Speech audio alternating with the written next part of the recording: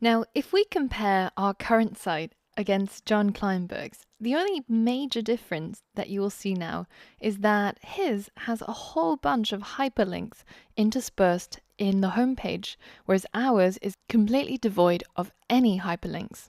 So if we think back to what HTML stands for, we've talked about the markup language part already, but we haven't yet talked about the hypertext part of HTML.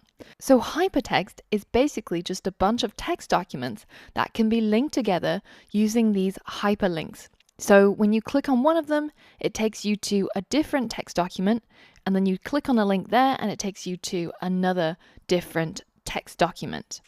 And that's where the HT part of HTML comes from. And in fact, if you're interested, there's even a game called the Wiki Game, where you have a starting Wikipedia article and a goal Wikipedia article, and you have to click through the links on Wikipedia to try and navigate to the goal article. And it's basically an association game that's played using hyperlinks. Now, what are these links made of? If you have a look at each and every one of these links, if you right-click on it and click Inspect, you know that you can bring up the Google Chrome developer tools.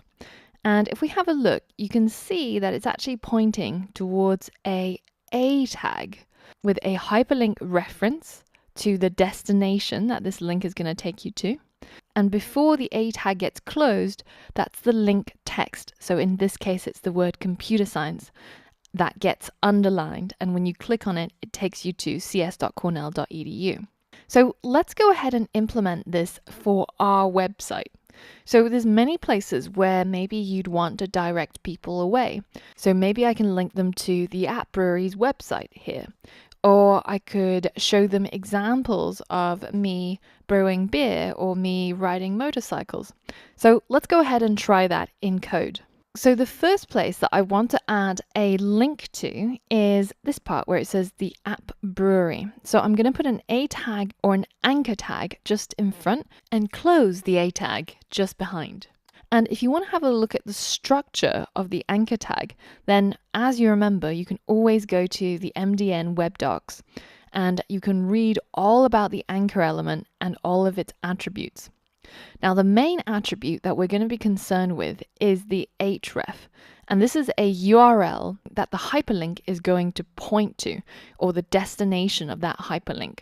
So in my case, the destination is going to be appbrewery.co. And if I just copy that, then I can head over here and add an A tag or an anchor tag just before where it says the App Brewery. And this is what the autofill is going to write for me. So let's have a look at the structure in a bit more detail. So as with the other HTML elements we've seen, the anchor tag has the A as the element name. And then the most important attribute that you're going to find yourself using is the href. And this is set to equal the link destination. So where are you going to take your user when they click on this link? And the anchor tag is not a self-closing tag, so it has a closing tag at the end. And between the open tag and the closing tag is our link text.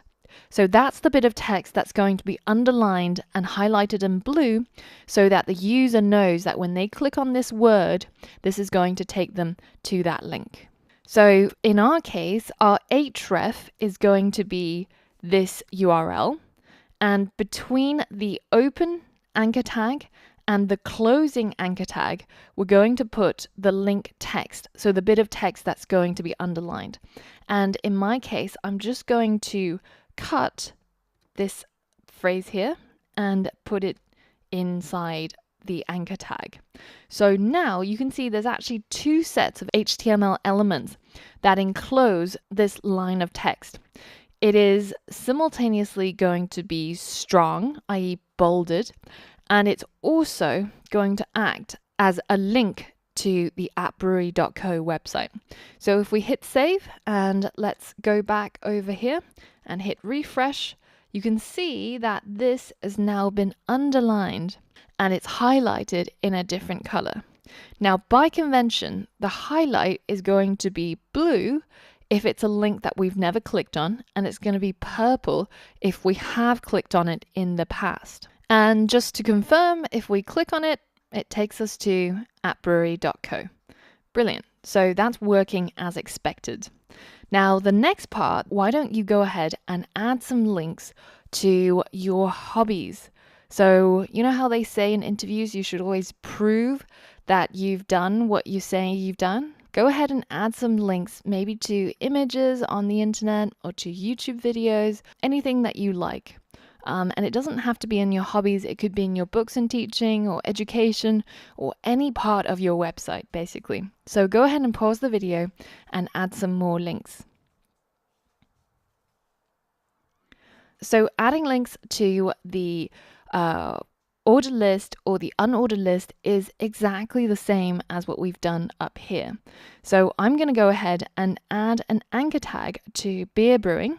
So I'm going to hit enter to create my anchor tag. I'm going to put the words beer brewing in between my anchor tag so that will act as the link text. And my href is going to be a YouTube video that I've got where I show people my beer brewing. So let's go ahead and copy that and paste it into here. And then I'm going to add another anchor tag here just to fill up the motorcycle part.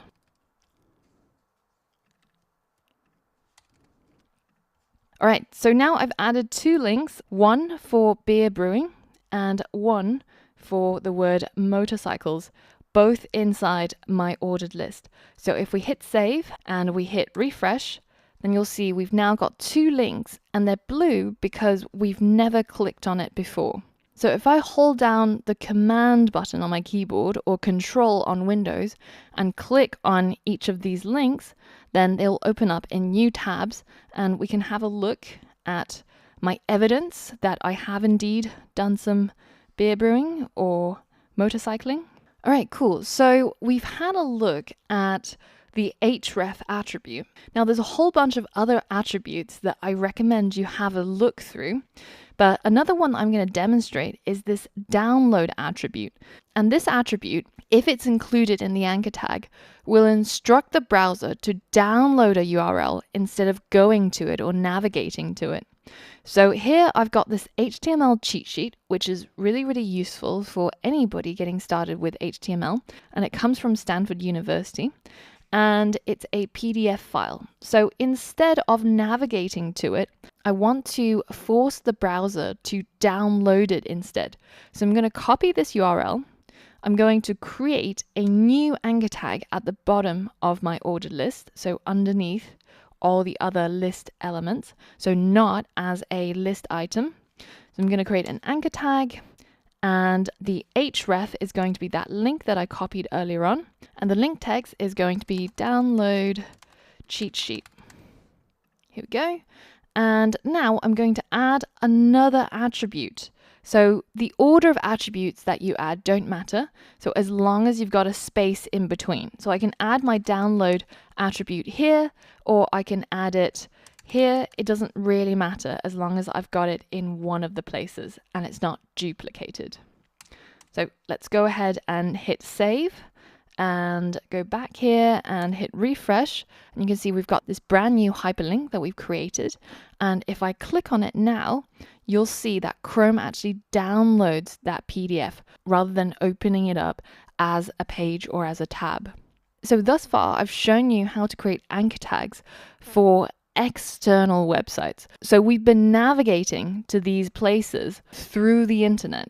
Now, what if I wanted to direct to another page for my personal site, or rather another file that is internal, that's at the same folder as this current one, so inside the HTML personal site? So what if instead of having my hobbies here on the home page, I actually have a link to it and I create a new page for my website that is just dedicated to my hobbies?